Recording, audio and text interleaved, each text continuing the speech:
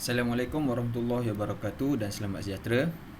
Berjumpa lagi kita pada hari ini untuk sesi PDPR yang pertama tahun 2021. Apa khabar murid-murid semua? Cikgu harap kamu berada dalam keadaan sihat walafiat di samping keluarga.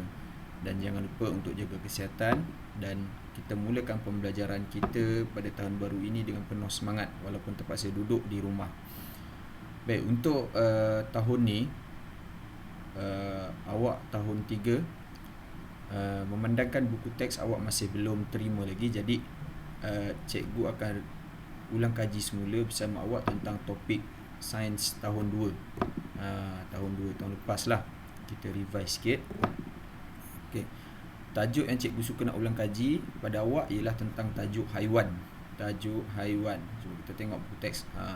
Buku teks masih lagi ada pada awak boleh rujuk buku teks awak sendiri. Jadi dekat sini cikgu ada contoh buku teks tajuk haiwan.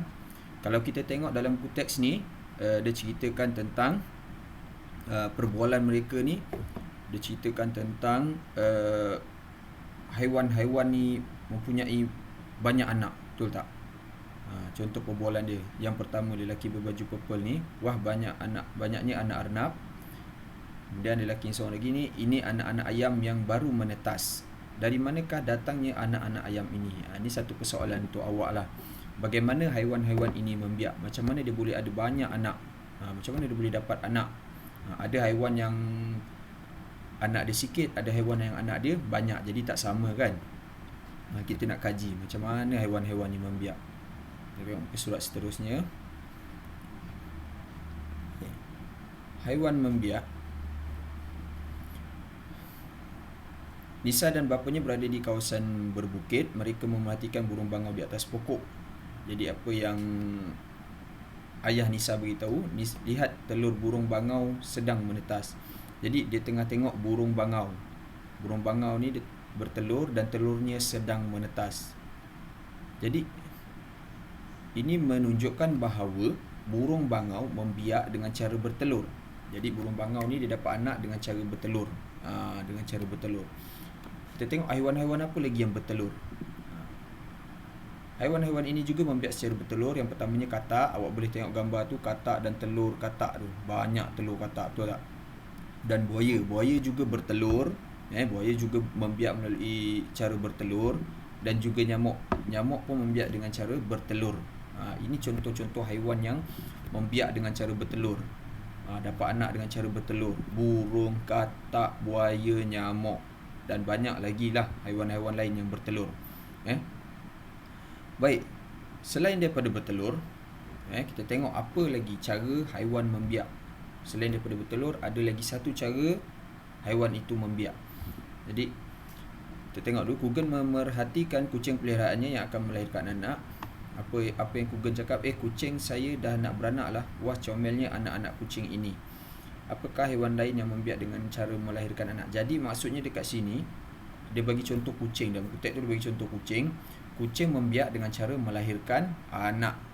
Banyak 5 ekor, 6 ekor kucing sekali beranak. Baik, apa haiwan-haiwan lain yang selain daripada kucing yang turut membiak dengan cara melahirkan anak? Ni dia bagi contoh dekat sini, kangaroo dan juga ikan lumba-lumba. Kangaroo pun beranak, ikan lumba-lumba pun beranak, melahirkan anak lah, maksudnya membiak cara melahirkan anak. Jadi maksudnya kesimpulannya dekat sini, haiwan ni dia membiak dengan dua cara. Yang pertama dengan cara bertelur, yang kedua dengan cara melahirkan anak. Itu dua cara pembiakan haiwan. Haiwan macam manusia, pembiakan dia satu je, betul tak? Melahirkan anak. Tak ada manusia yang bertelur kan. Jadi manusia cuma melahirkan anak. Haiwan dia dua cara, bertelur dan melahirkan anak. Baik, kita tengok muka surat seterusnya. Kita ulang kaji kan. Laju ni. Tengok di muka surat 39 lah. Tu 39. Muka surat 38 ni kita nak buat eksperimen. Kita terus ke 39. Bertelur sedikit, bertelur banyak. Jadi dekat sini dia nak bagi tahu kita tentang ada haiwan yang bertelur sedikit, ada haiwan yang bertelur banyak. Kita tengok contoh-contoh haiwan yang bertelur sikit dan haiwan yang bertelur banyak. Kat sini dia bagi contoh burung, ikan, angsa, katak, penguin dan juga semut. jadinya haiwan-haiwan ni semua bertelur lah kan. Semua bertelur. Jadi kita nak tahu mana satu haiwan yang bertelur banyak, mana satu haiwan yang bertelur sikit. Haiwan-haiwan di atas menghasilkan bilangan telur yang tidak sama banyak. Haiwan-haiwan ni dia bertelur tak sama banyak, ada yang banyak, ada yang sikit. Ada haiwan yang bertelur sedikit dan ada yang bertelur banyak. Burung, angsa dan penguin. Burung, angsa dan penguin bertelur sedikit. Menghasilkan telur yang sedikit, manakala ikan, katak dan juga semut menghasilkan telur dengan banyak. Itu beza dia. Burung, angsa, penguin telur sikit, ikan, katak, semut telur dia banyak. Itu sebab dia kata tidak sama banyak. Ada haiwan yang bertelur banyak, ada haiwan bertelur sedikit. Jadi begitu jugalah dengan okey. Kita tengok dulu yang muka surat seterusnya. Surat 40. Apakah yang dapat kamu nyatakan tentang bilangan telur haiwan di sebelah? Burung, unta, kupu-kupu, nampak kan telur dia kan? Burung, unta, kupu-kupu, buaya dan juga ayam. Apa yang awak dapat katakan? Banyak ke sedikit dia telur? Awak tengok gambar dia ni kan. Telur haiwan boleh menjadi makanan kepada haiwan lain. Oleh itu, haiwan yang bertelur menjaga dan melindungi telurnya daripada dimakan oleh haiwan lain. Jadi haiwan-haiwan yang bertelur ni dia akan jaga telur dia. Dia akan jaga telur dia supaya tidak dimakan haiwan lain. Sebab haiwan-haiwan lain pun nampak telur ni sebagai makanan, sumber makanan mereka. Jadi ibu pada telur-telur ni tadi dia akan jagalah telur dia elok-elok. Contohnya macam burung ni. Burung membuat sarang di atas dahan pokok.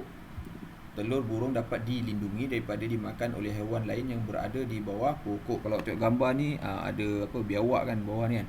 Biasa biawak lah yang akan makan telur. Jadi bila burung bertelur di atas pokok, dia dapat lindungi telur dia daripada dimakan oleh haiwan macam biawak ni tadi. Okey. Itu haiwan yang bertelur. Kalau penyu tadi, macam mana cara dia lindung telur dia? Dia pergi naik kat darat, dia bertelur dekat dalam pasir. Dia korek-korek pasir, dia bertelur dalam pasir, kemudian dia timbus telur dia. Supaya haiwan-haiwan lain tak makanlah telur dia. Begitu juga dengan haiwan yang beranak. Haiwan yang pembiakan dia melalui melahirkan anak, ada yang beranak banyak, ada yang beranak sedikit. Jadi perhatikan bilangan anak yang dilahirkan oleh haiwan berikut: tenggiling, ikan lumba-lumba, arnab dan kucing. Awak boleh nampak beza dia dekat sini. Haiwan yang melahirkan anak mempunyai bilangan anak yang tidak sama banyak. Berdasarkan gambar di atas, haiwan yang melahirkan anak yang sedikit ialah tenggiling. Ni tenggiling dan juga ikan lumba-lumba. Tenggiling dan ikan lumba-lumba dia melahirkan anak sedikit. Dia tak macam arnab dan juga kucing. Arnab, kucing sekali beranak 10 ekor. Betul tak? Macam ikan lumba-lumba, tenggiling tak. Mungkin seekor sahaja dia beranak. Dia beranak sedikit. Tengok pula ni. Haiwan lain, gajah, landak pun dia melahirkan anak juga. Apakah yang dapat kamu nyatakan tentang bilangan anak haiwan di atas? Bilangan dia. Awak rasa banyak ke sikit? Landak awak tengok. Banyak ke sikit? Kalau tengok gambar ni ada berapa ekor? 1, 2, 3, 4. Kalau gajah seekor lah biasanya. Haiwan yang melahirkan anak menjaga dan menyusukan anak-anaknya yang baru lahir. Ini cara haiwan yang melahirkan anak dia jaga anak dia. Kucing melahirkan anak-anaknya di tempat yang tersorok dan sukar untuk diketahui. Anak-anak kucing akan selamat daripada gangguan musuh. Biasa kan kat kucing kat rumah kita bila nak beranak aje, dia pergi bawah katil, dia cari tempat-tempat penjuru yang tersorok untuk lahirkan anak dia, supaya nak elakkan daripada gangguan. Dia takut anak dia kena kacau, anak dia kena makan dan sebagainya. Okay. Bagaimana pula gajah melindungi anaknya? Kalau awak tengok dekat TV macam mana gajah ni dia lindungi anak dia macam mana. Kan? Biasanya anak gajah tu dia akan duduk sama ada di sebelah ataupun di celahan kaki gajah tu. Kalau awak biasa tengok video Animal Planet, cerita Animal Planet dekat dalam TV kan, dia akan ikut mak dia pergi jalan ke mana. Dia ikut langkah mak dia tu, dia ikut kaki mak dia tu. Macam tu cara gajah jaga anak dia. Okey. Baik, untuk hari ni itu sahaja yang kita ulang kaji. Cikgu ada siapkan set soalan untuk awak jawab ulang kaji itulah. setelah kita ulang kaji tajuk haiwan ni. Baik, itu saja daripada cikgu. Jaga kesihatan, jaga diri, duduk di rumah dan jangan lupa belajar. Okay. Sekian, terima kasih.